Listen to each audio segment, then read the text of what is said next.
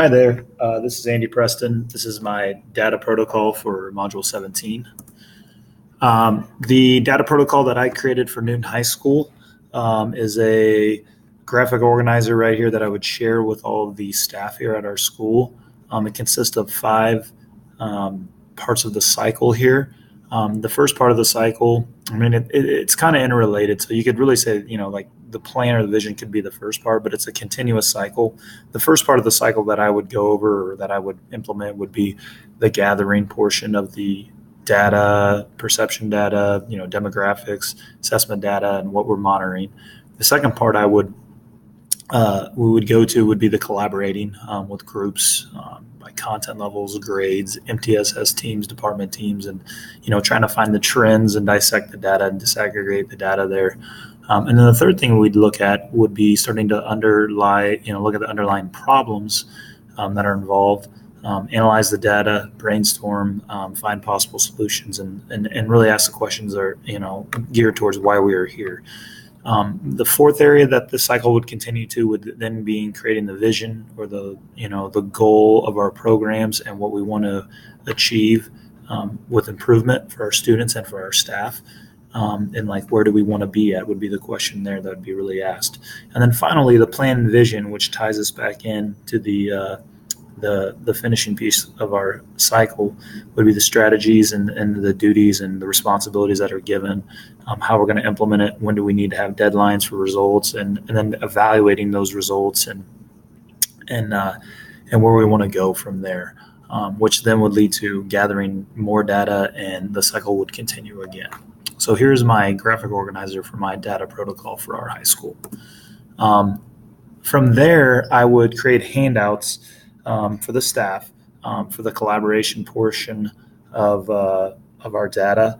And this would be, as a staff, I'd have us break down into individual. I'd start individual evaluation or reflection with these questions, which would lead to us getting into small groups, maybe 4 or 5, maybe 6, maybe 10, depending on your staff size, and then bringing maybe half the staff together or the entire staff together at some point. This would work for MTSS. This would work for grade level. This would work for the content level, departments.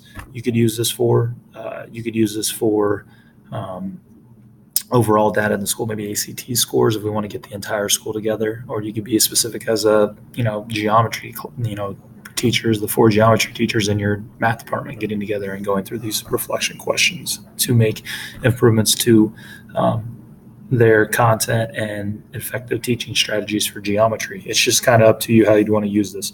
I'd also share this with a Google Doc.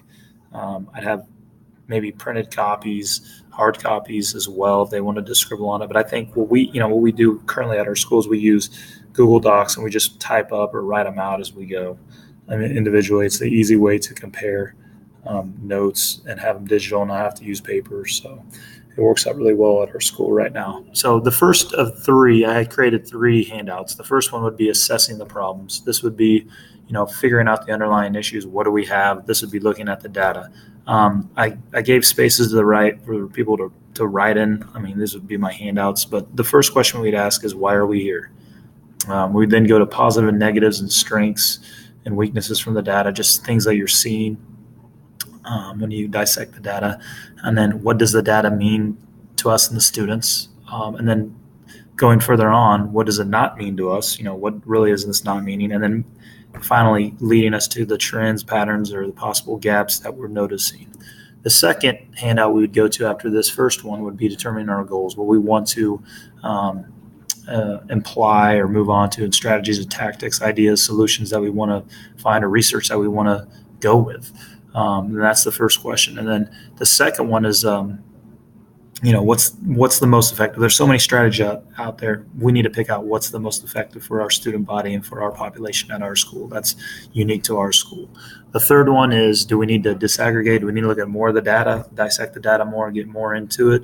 And then is there PD that's possibly needed if we make these changes? And can we still improve with the revised plan? Is it a process that has roadblocks or has a dead end, or can we just keep improving as it allows to continue the cycle? And then the last handout I would give would be implementation of the plan and vision. So this would be the last step or the last process. So we've chosen our plan or our goal or our approach. Now we're saying, what is the actual steps to our plan? How are we going to actually divvy this up? What are the duties and responsibilities? What are deadlines? Implementation of the revised plan. When is this going to happen? Where do we actually want to go with this protocol or with this plan? And then I've given some space also for additional thoughts and comments. So these are the 3 handouts I would give out. This is my data protocol for Newton High School. Thank you for watching.